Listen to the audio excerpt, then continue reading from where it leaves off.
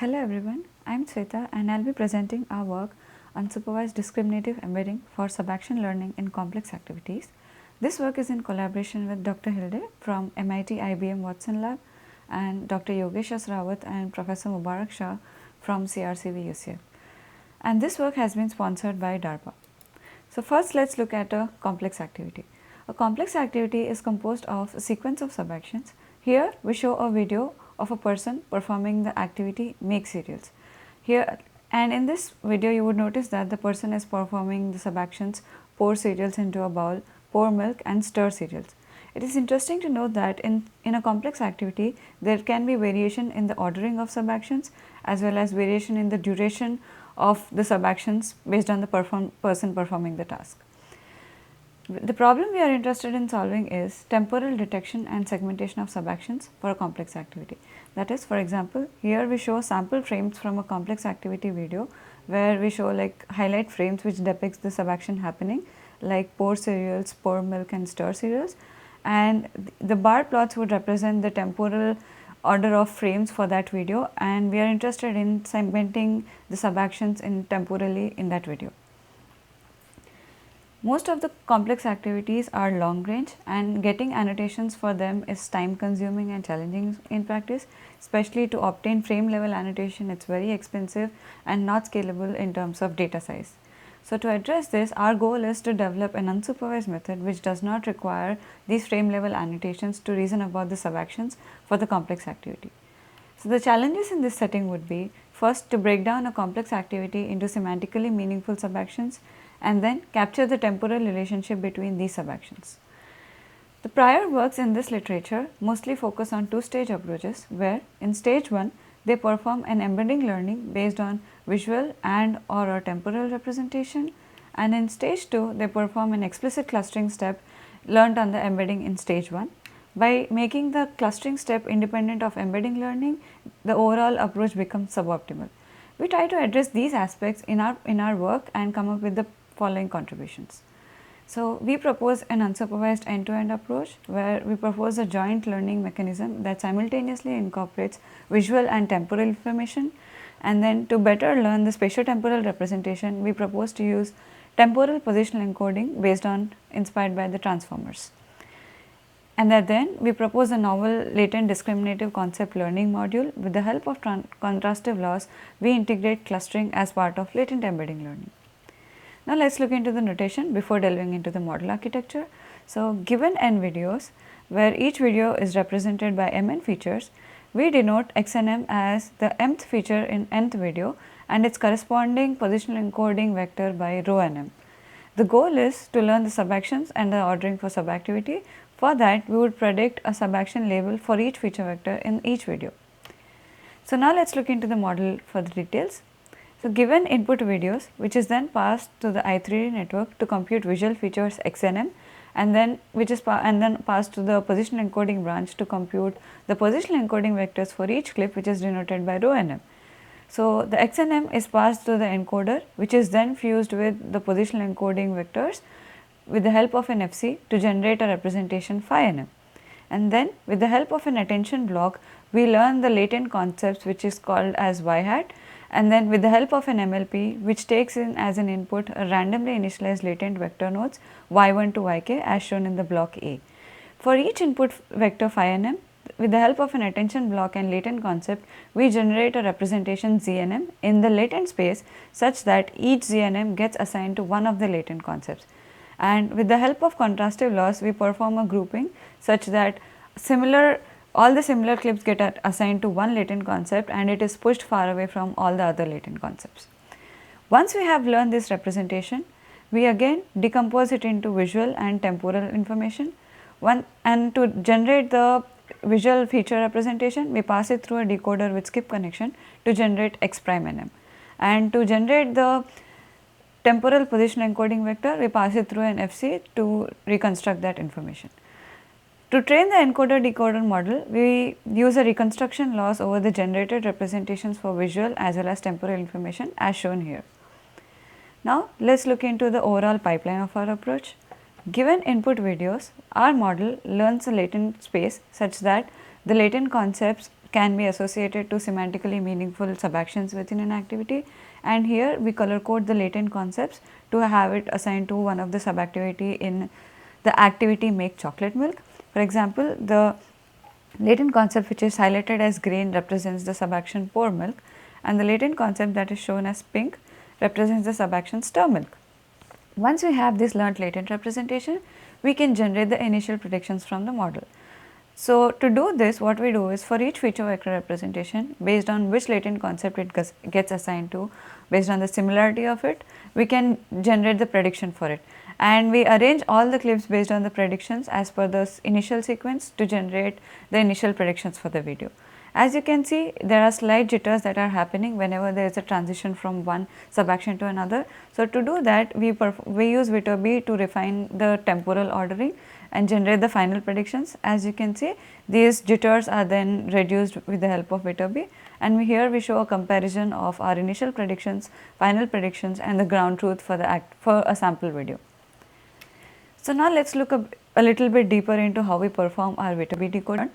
Once we have this latent space learned, we can generate the initial predictions, and we define a transition modeling for the latent concepts with the help of the latent clips that are assigned to it.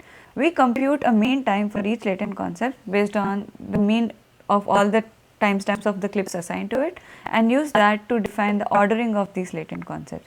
So, if T1 is the mean time for Y1 and T5 is the mean time for Y5, then if T1 is less than T5, then we say that the subaction take up occurs before the subaction take at T back, and we use this strict ordering of state transition and refine the initial predictions to generate final predictions with the help of Viterbi. Now, let us look at the results. We show results on 3 benchmark data sets. First, we show results on breakfast data set, which has 10 activities, mostly in the cooking, performing cooking activities. So, we compare with weekly supervised state of the art and unsupervised state of the art. We show that our approach outperforms the state of the art F1 score by 2% with a competitive mean over frame accuracy. Additionally, apart from evaluating our method for the task of subaction learning, we also evaluate it for the task of unsupervised event segmentation, where the goal is to identify the boundaries for the subactions, and we show that our method outperforms the state of the art unsupervised event segmentation method by like a whooping 30% improvement. So, next we present our results on 50 salads data set. So, 50 salads data set is composed of videos performing the activity making mixed salad, and we use RGB frames in this in our work to report our results. So, we compare with unsupervised approaches that report around 35.5% and 30% mean over frame accuracy, while our method generates around 42.2%, which is like 7% improvement over state of the art with a 34.4% F1 score. And for the task of unsupervised event segmentation, we show 10% improvement over the state of the art.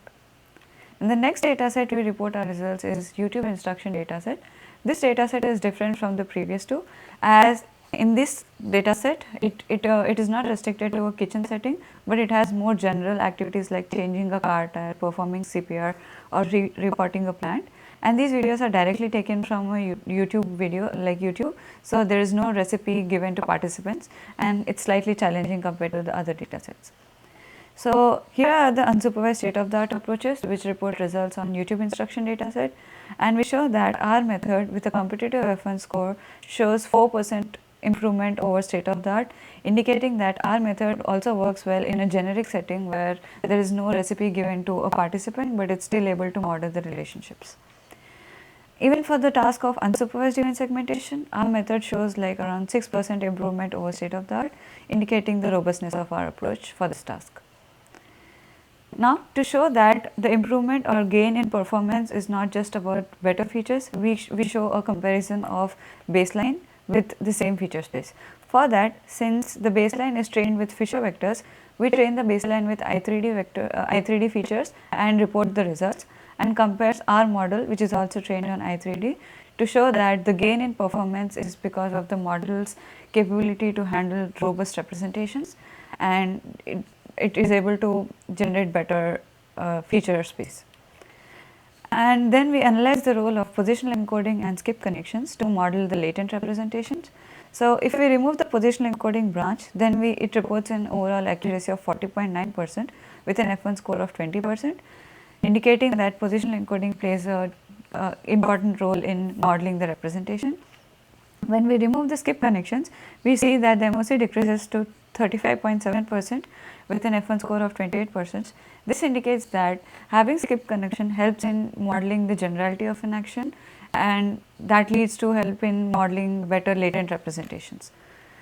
And having both of them definitely leads to a better performance, which is 46.9% accuracy and 31 with a 31.9% F1 score. Next, we analyze the role of individual loss components which impact the overall performance. So, we have two main loss components, one is the reconstruction loss and next is the contrastive loss. And reconstruction loss is further divided into visual feature reconstruction and positional encoding reconstruction. The top part of the table focuses on reconstruction loss and is trained without contrastive loss. As it can be seen that just using visual feature reconstruction leads to the least accuracy, which is 25.7% accuracy, and having positional encoding reconstruction loss leads to a higher accuracy, which is 33.6, indicating the role of positional encoding in modeling the latent space for subaction learning in complex activities. And as expected, having both of them leads to a better performance. And next, we include the contrastive loss in learning and then vary the reconstruction loss parameters. As it can be seen in the expected trend, having all three leads to the best performance. Now, let us look at some qualitative results. So, here we compare our method with the baseline CTE before Viterbi and after Viterbi. So, the rows with init indicate before Viterbi performance. So, by init we mean the initial predictions which are directly taken from the embedding, and the second and fourth row represent after Viterbi performance. So, if we compare the before Viterbi performance, that is CTE init and Rs init, we see that our model suffers from less jitter or less subaction transition compared to the baseline, where there is a heavy transition happening from one subaction to another, while in ground truth we do not see any such transitions happening. But after Viterbi refinement, the subaction jitters get reduced because of the strict enforcement of the state transition model, and we show that our method outperforms the state of the art in terms of the overall ordering as well as in terms of jitter. Here is another example to show our method before Viterbi and after Viterbi performance, and this is for an example where the person is performing make tea.